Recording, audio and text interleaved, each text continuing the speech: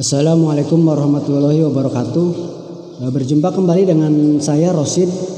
Kali ini kita akan membahas tentang pelajaran ilmu pengetahuan sosial atau IPS kelas 9 semester 2, panduannya LKS yang seperti ini gambarnya. Mohon maaf karena saya menggunakan mic karena memang HP-nya mic-nya lagi kurang bagus. Oke, kita lanjut ke halaman 3. Silakan buka LKS-nya. Di sini ketergantungan antar uang dilihat dari konsep ekonomi bab 1. Lanjut ke halaman 4. Buka halaman 4. A. Perdagangan internasional. Berarti kita akan membahas tentang perdagangan internasional atau ekspor dan impor. Nomor 1, pengertian perdagangan internasional. Seiring dengan perkembangan zaman, kebutuhan hidup manusia semakin meningkat baik jenis kualitas ataupun kuantitas serta bentuknya. Masalah ekonomi muncul karena kebutuhan manusia tidak terbatas.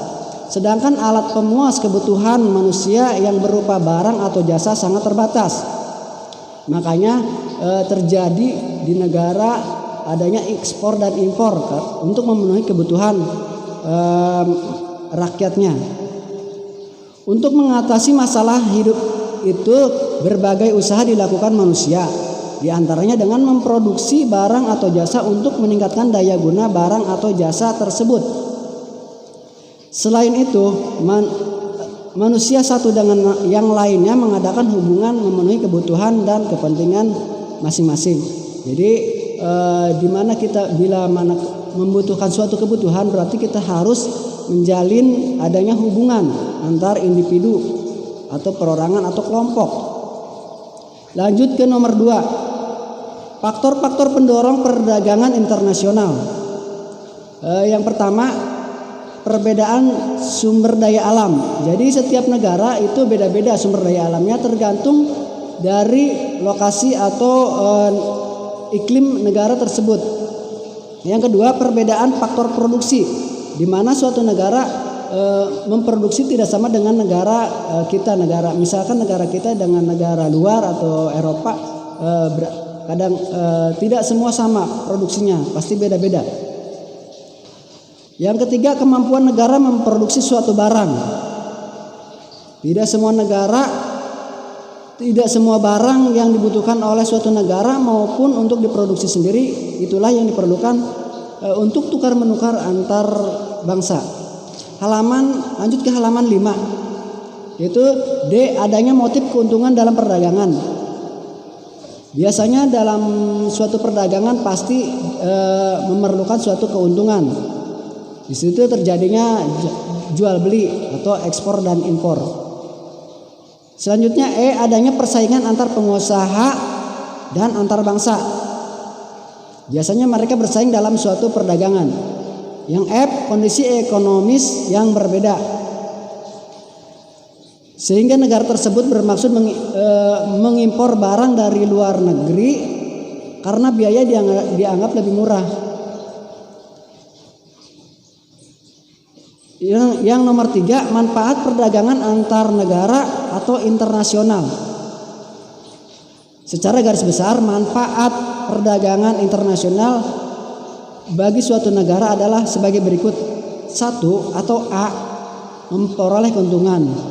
Yang kedua, yang B, memperoleh barang yang tidak dapat diproduksi di negara sendiri. Misalkan kita tidak adanya mesin jahit atau mesin uap lah contohnya, kita tidak punya, makanya kita harus mengekspor dari negara luar. Yang C atau ketiga, transfer teknologi modern. Kemungkinan teknologi di negara kita itu kurang modern, makanya melakukan impor atau membeli dari negara luar. Yang D, memperluas pasar dan menambah keuntungan. Jadi menghasilkan devisa bagi negara yang mendapatkan impor.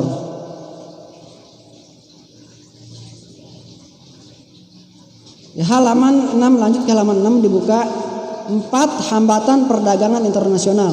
Jadi suatu ekspor impor itu tidak selalu mulus, kadangkala ada hambatan perdagangan internasional. Berikut merupakan beberapa hambatan yang sering muncul dalam perdagangan internasional.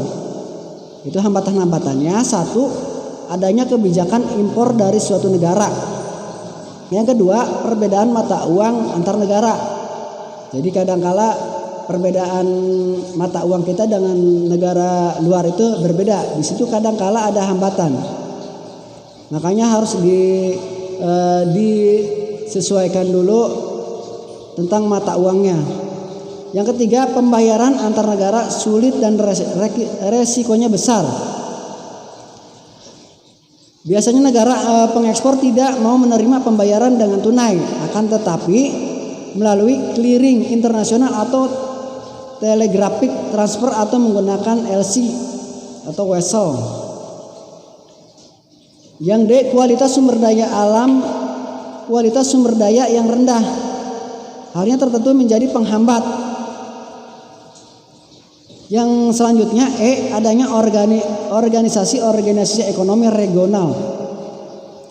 Akibatnya apabila ada negara di luar anggota organisasi tersebut melakukan perdagangan dengan negara anggota akan mengalami kesulitan. Yang selanjutnya terjadinya perang. Bila mana ada suatu negara perang, maka kita sulit mengekspor atau kita mengimpor atau membeli barang dari negara tersebut karena di negara tersebut sedang terjadi perang. Nomor 5, neraca perdagangan. Neraca itu perhitungan, kalkulasi dari semua ekspor dan impor. Adapun kebijakan yang dimaksud dapat berupa tarif, dumping, kuota, larangan impor, dan berbagai kebijakan lainnya. Lanjut ke halaman 7. Kebijakan perdagangan internasional adalah kebijakan yang mencakup neraca pembayaran internasional, khususnya tentang ekspor dan impor barang. Secara umum kebijakan perdagangan internasional dapat diuraikan sebagai berikut. 1. Politik dagang bebas. Politik dagang bebas adalah kebijakan pemerintah untuk mengadakan perdagangan antar negara.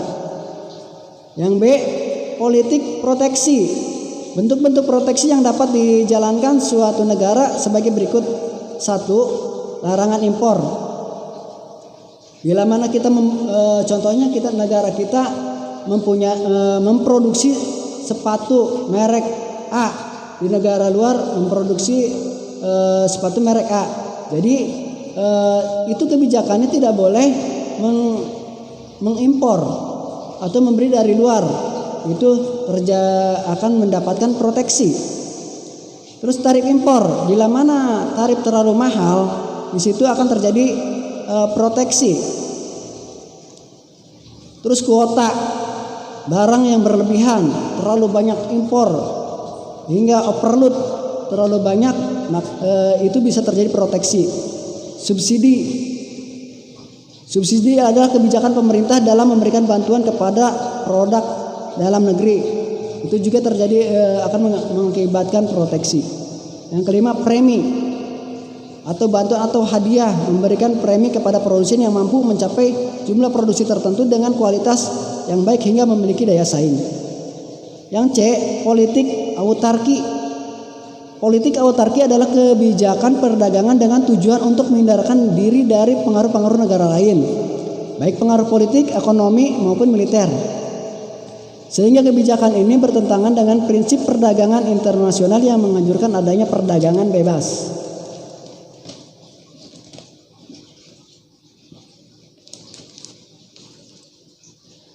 Mungkin sekian dulu, itu aja dulu sementara penjelasannya. Bila mana ada kurang paham atau kurang mengerti, boleh ditanyakan secara langsung ke WA saya. Terima kasih. Cukup sekian. Bila mana ada kesalahan atau pengucapan atau penjelasan, mohon maaf. Sekian, terima kasih. Wassalamualaikum warahmatullahi wabarakatuh.